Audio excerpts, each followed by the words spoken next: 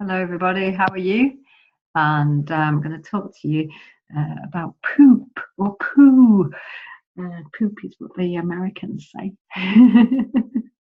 I'm Deborah. I'm a naturopathic nutritionist. My business is called Passport to Change. Okay. So we have a problem. There are about 2 million people are thought in the UK to have constipation. 182 people a day are admitted to hospital, and that's at a cost of about 150 million to the NHS a year. So it's a huge issue, bowel issues. And we're only talking about constipation here. And as you can see, it comes to about 66,000 people. And laxatives over the counter, so these aren't prescription, over the counter are actually coming in at about 100 million pounds a year. These are only UK figures. I can only dream of what the US are like. So, it's a subject we don't really like talking about. We actually don't want to go to the doctor about it. 19% of adults said they're not only embarrassed about going to the doctor about erectile dysfunction, but also about constipation. They really don't want to talk about it, and most people won't talk about it. And so this is ending up with people ending up going into hospital, becoming hospitalized every year, and about 162,000 days are used up in hospital beds due to chronic constipation issues alone. Now, whilst we're cleansing, it's really important that we actually do keep our bowels moving. We should not be becoming constipated at all during this time, because ultimately when we are cleansing, we are looking for flow. We are looking for things to be moving out of the body efficiently. And as soon as things stop, it is like a plug. If it's not going anywhere, guess what? It's being reabsorbed into the body and going back through the system again. And it will store eventually in your fatty tissues and your tissues and cells. So you ultimately do not want that happening, and cleansing is a really good way of ensuring that that doesn't happen. But for some of us, it can go the other way and we can become constipated. And so you have to make sure the bowel is moving. It's important from my perspective, particularly when cleansing, but even in general life, that you poo every single day. I'm not an advocate of it's okay to go for a few days without actually moving your bowel. That for me isn't right at all. So whilst you're cleansing, it's a brilliant time to actually track your bowel movements. How many did you have? Did you have any at all that day? Was it 1, 2, or 3? When did they happen? Were they happening after a meal? All those sorts of things. What was the texture? What was the colour? What was your activity level? Which supplements did you take? Which medications are you taking?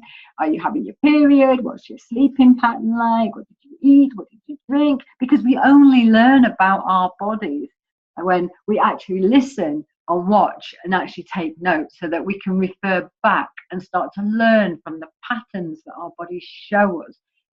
This action then has a consequence, and the consequence is that we either feel more tired, or we feel we've got more cravings, or we've got more spots, and all those sorts of things. So it gives us a really good opportunity whilst we're cleansing to track and understand what is happening with our bodies.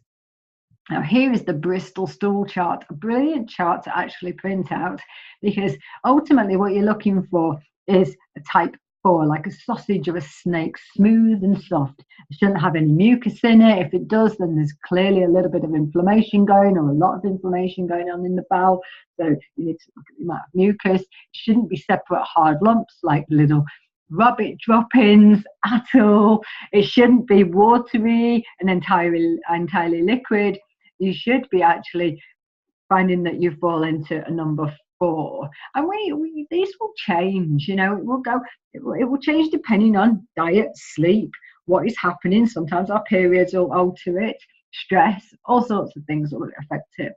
So it's important that you actually become really aware of what a good poo is, like a beautiful torpedo shape or a sausage shape.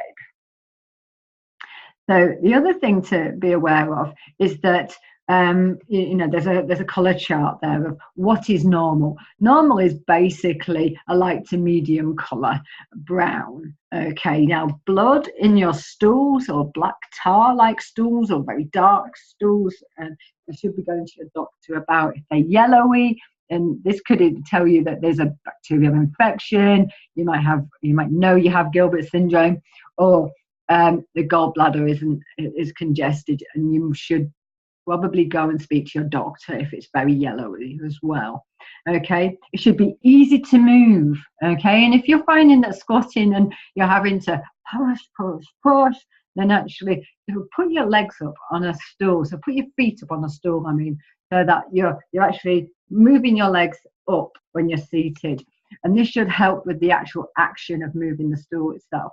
All right, and then ideally, from my perspective, I want you to be moving your bowels after each meal, and I want it about 20 to 40 minutes after the meal, ideally, or once a day as a minimum. Why should you bother? Well, constipation leads to, from my perspective, a lot of other chronic disease issues. Many people who come to see me, the majority of my work is constipation or digestive dysbiosis. And I see a lot of UTIs and a lot of chronic pain actually linked to it. Your hormones can be affected, your weight will certainly be affected. You can get things like hemorrhoids, rectal fissures, prolapses, as well as the other issues I've just said about. So what to change if your bowel isn't moving? Well, your diet. You should always start with diet. You should review your diet, go back through your tracking and look at what you've been doing, and then start to change things accordingly, or track your changes. Most people are only eating between 2 and 3 portions of fruit and vegetables a day. And actually the government minimum is 5, and it isn't even optimal. We should be looking between 7 and 10. So you've got something to aim at there. And so adding more fresh fruit and vegetables. They bring water, they also bring valuable minerals such as magnesium, potassium, and they will help to also move the bowel as well. And the other things that can change your bowels are stress, worry, living on high adrenaline, and you're a perfectionist. Have you got anxiety? This during this cleanse, it's a really good opportunity to actually look at mindfulness techniques and put them in place. Use your emotional oils as emotional aromatherapy kit.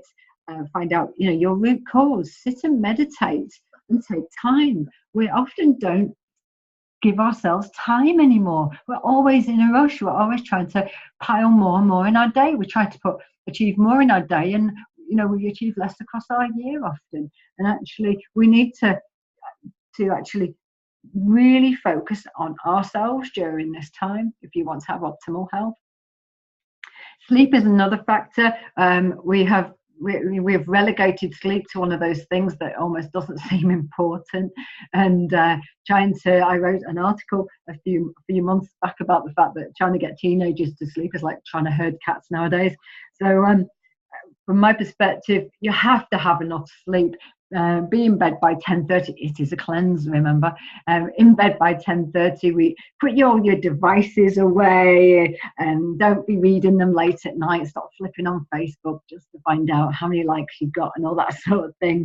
And because it will have a knock-on effect. It not only knocks on with the diet the next day, it will lead to more sugar cravings, all that sort of thing, or carbohydrate increases, and because want for carbohydrate increase, I should say, because ultimately we're feeling more tired, and you can also slow the bowel down, particularly if you haven't been sleeping properly, and then the next day you're tired, so you eat more carbohydrate type food, and then you end up having too many sweets, for instance. So you end up creating dysbiosis in the bowel. So even more to consider is hydration. The majority of people who come to see me are chronically dehydrated. And I would say about 30% of constipation is resolved within 2 or 3 days by actually just putting in enough water. Hydration is absolutely key. You have to be hydrated. So much works on hydrolysis in the actual body that you have to focus on hydration. It can make massive changes, and it will also help you to cleanse more efficiently. Exercise. If you are seated all day in a seated job, you have to think about the fact that you are in quite a folded position, and if you're eating whilst in a seated position in a car and things like that, and then on the run, you're not helping your bowel to move. So you should move it. Get moving. I like to move it. So get up, do some exercise, walk, that sort of thing. Bowel flora is another one.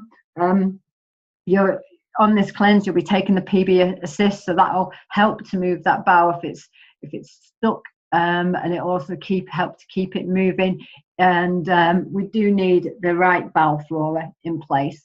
There's so much research out there now which actually is supporting the microbiome and the importance of it in reduction to things like inflammation and the link with autoimmune disease. So things like antibiotics and other medications like painkillers can actually be causing a change in bowel flora. So you need to be aware of that.